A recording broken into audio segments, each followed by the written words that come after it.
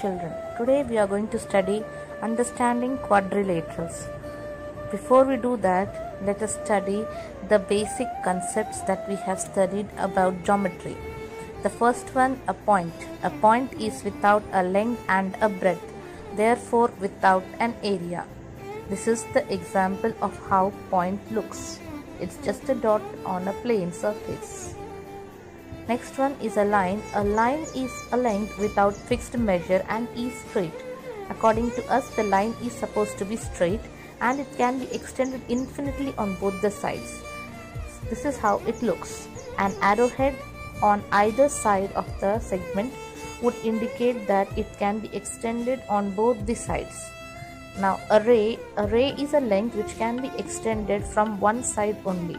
That is, it has a point on one side and an arrowhead on other, as shown here. Next one is a line segment. A line segment is a part of a line which has definite measure. This is how a line segment would look. No arrowheads on the either side means it has a definite measure, a particular measure. Now intersecting lines. When two lines intersect, which is at one and only one point, they are called intersecting lines. These two lines are intersecting in one point.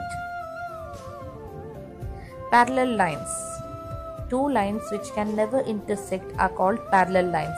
They just go on extending on either side, but they would never meet or intersect one another.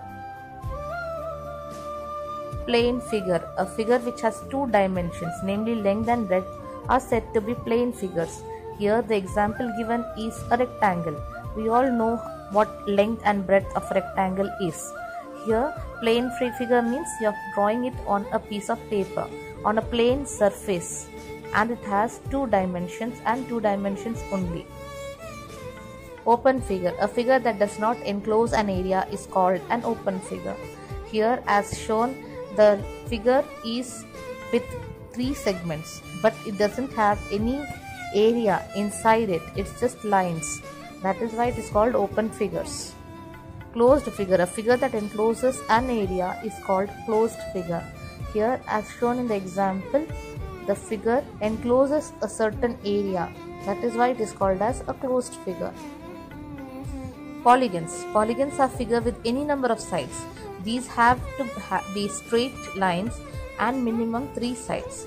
Here the example shown is a star shape and it has 12 lines intersecting one another and enclosing a set of area, a little area inside it. That is why it is called as polygon.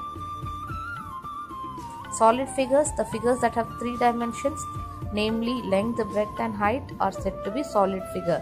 Here the example shown is of a cube. We all know cubes, cuboids, cylinders, all these are solid figures because they have a certain volume to them. We can lift these things in a hand. That is why they are solid figures. Now let us understand curves. Curves, just dawdling. Here a simple curve, just a dawdle which does not intersect one another. You cannot see any overlapping anywhere. That is why it is called as simple curve. Next, open curves. Open curves, the endpoints are not intersecting, therefore they are open curves. But in the first one we could see an overlap, therefore it doesn't remain a simple curve.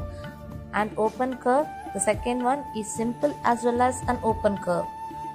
Now here non-simple curve, just as I told you, an overlap tells us that it is not a simple curve, hence the name non-simple curve. Closed curves. Closed curves, they enclose a certain area inside them, that is why they are called as closed curves. Now let's see an example. Here the first example is shown as an angle. It is an open curve as well as a simple curve. The next example we have is both open curve and non-simple curve.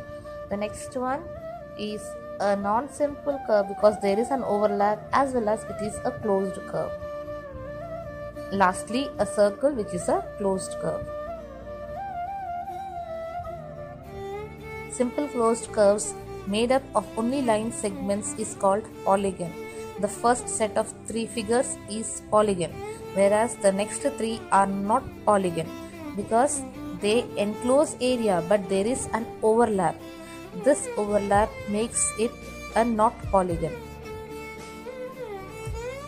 Now here this is a classification of polygon. How many sides does a polygon have? That decides what kind of polygon it is.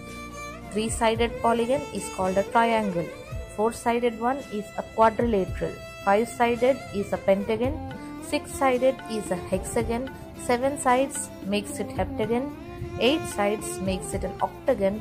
9 sides nonagon, and 10 sides a decagon. Now regular polygon. Regular means the sides and angles are of equal measure. Here a regular triangle. Now a regular triangle, we know it as an equilateral triangle because all the angles are of 60 degree each and all the sides are equal to one another. Likewise, a regular quadrilateral is what we know as a square. All the angles are of 90 degree and all the sides are equal. Regular pentagon, all the angles are equal, all the sides are equal. This is called as a regular pentagon. Likewise, a regular hexagon, all the angles are equal and all the sides are equal. Therefore, the name regular hexagon. Now, convex and concave quadrilaterals. Convex, quadrilateral and concave. The first one is convex and the second one is concave. Convex and concave quadrilateral. The differentiating factor is that in convex quadrilateral, each of the angle is lesser than 180 degree, whereas in concave quadrilateral, one of the angles is greater than 180 degree. Another differentiating factor that we could see is the diagonals of a convex quadrilateral would intersect one another, whereas the diagonals of concave quadrilaterals would not meet one another. Now the activity. The activity here is to prove that the sum of all the angles of a quadrilateral is 360 degree.